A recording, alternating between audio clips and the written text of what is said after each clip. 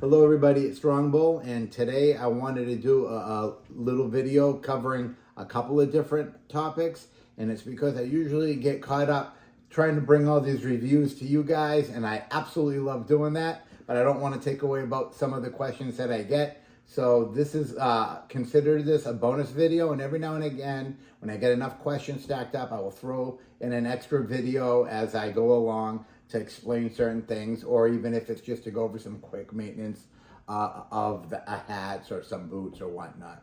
With that said, this video I'm going to discuss, part one will be discussing 3 different types of crowns.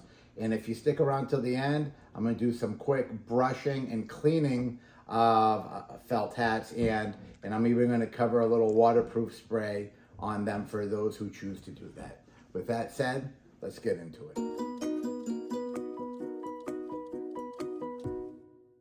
Welcome back everybody at Strongbull, and as I said in the intro, let's start off with different crowns. I've kept these hats the way they are so I don't get any grief from all you people who don't like the hats upside down, which I don't either. So I do like to keep my hats this way. It's the proper way to keep them, and it keeps the bends on the hats from being ruined or obstructed or deteriorating over time. With that said, the first hat we have here is a gambler's crown. I'm going to go over the crowns real quick. The second one is a cattleman's crown, which is like the one on my corral, only this is my Powder River. And then this is a pinch front, and this is on the Seneca. Okay, now the cattleman crown I'm going to start off with first because it is the most common. This is the most traditional crown. It fits the bill, and a lot of people really use this as their crown of choice. It is a comfortable crown. It's easy to hold the hat by the crown and put it on your head, and it's the type of crown that you can dress up or down, and these hats can go with just about anything. That you can get these, Stetson tends to lean towards round ovals, but these cattleman crowns are very flexible, and you'll find that even if you have a slightly longer head, you don't have to specifically go out and get a long oval, but because these are actually pretty flexible. Okay, when you have something like this, a telescope or a gambler's crown, it's a lot harder because the crown itself by definition is round, and this is a round oval, so it's hard to get this when someone has a long oval to fit on them. Can you? Yes, there are people that steam the crown and they just give it a tug like this, and they can elongate them a little bit, but the fold and the crease is just so strong on these, from Stetson anyway, that it's hard. These tend to fit a round oval head a lot better, and they tend to leave a little bit of space for people who have the longer heads. So this might not be the best one, or it might take more time for you to break in if you really desire this. But this is definitely the type of crown that and the type of hat that it's not really a dress-up hat. It's, back in the old West, you'd be in the saloons gambling, and it's the type of stuff that you just throw on the old jeans or dungarees and you just go with it. These are pretty good. The other two, like this pinch front and the cattleman, you can dress up or down. You have a lot of options with them, and I'm gonna have to brush that off. But anyway, this is a pinch front from Stetson. Now this kind of bridges the gap a little bit between this cattleman crown and this gambler's crown. Because if you see the top of them, yeah, this one's rounder on one end, but it's a teardrop. It's got the pinch up high, where this has no pinch. This pinch, what it does is, yeah, this is just as rigid as the gambler's crown, but this pinch, believe it or not, gives it a little bit more of a slight elongation on the lower half of the hat.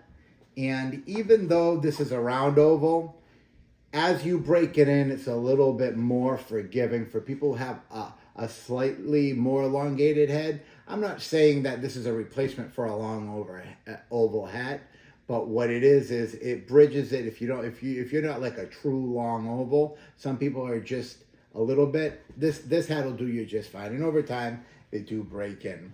You can dress this one up or dress it down, and it goes with quite a few things. So with that said, I just wanted to cover that basic fundamental. Cattleman crown, good for just about any occasion, dress up or down. Pinch fronts, you can do the same thing.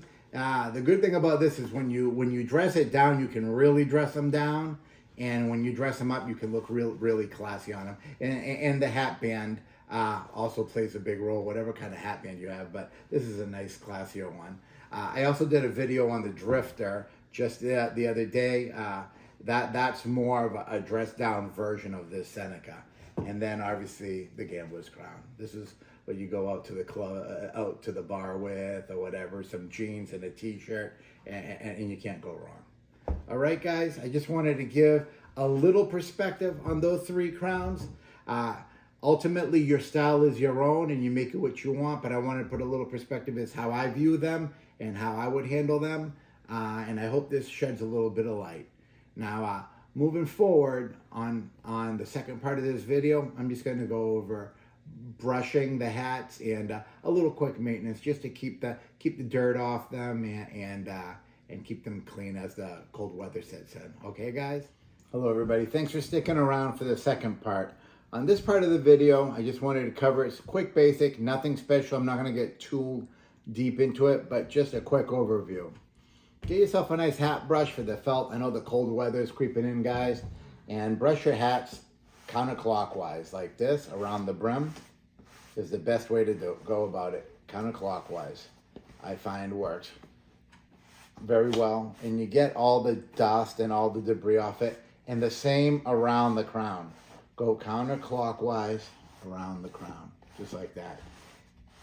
It makes it look good. Now here, I have a tendency to just whisk inside these three areas, the two dimples and the center crease. And I do that from front to back. So this is the front of the hat, and this is the back of the hat. And you can tell because of the bow, obviously, and then I'll just go like this. But I tend to go around the hat like this, and I like to whisk counterclockwise. Once all the debris, all the dust or anything like that has been taken off the hat, if you have salt stains due to sweat on your hat, if you have a steamer, steaming usually helps a lot with that.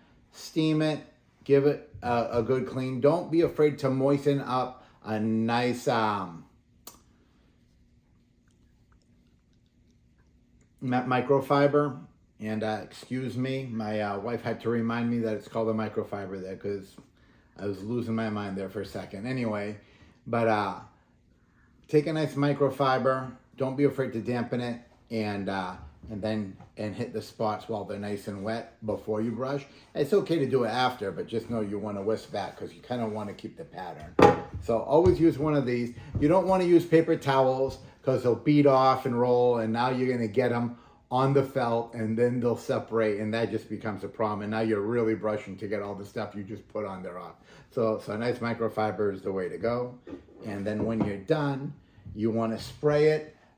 There's a lot of different sprays. I have this water repellent spray from Angelus, okay? Brickmore makes it, Scout makes them. They're all good, and you can spray your felt hats with that. And we're gonna do that right now, so sit tight. Okay, guys, I'm outside only because you want to spray this stuff in a ventilated area, so I just came outside. And what you want to do is after you've brushed the hat, you've done everything you want to do, you just want to, first you want to test it. I have already done that, but test it in an inconspicuous spot. Make sure it's not gonna stain or change the color of your hat. And after you've done that, you want to spray the hat. And you want to go in strokes like this, all the way around the brim, all through here. And you just want to cover the hat like that. And you want to do this like every 6 months or so. And what you want to do is after you do this, you want to never spray the bottom of the brim, by the way, guys. Never the bottom, just the top, okay? And after you're done doing this, you just wanna let it dry. After you let this dry and it's all set, you'll notice that this hat will be a lot more, the water will bead off it a lot more. It'll help aid.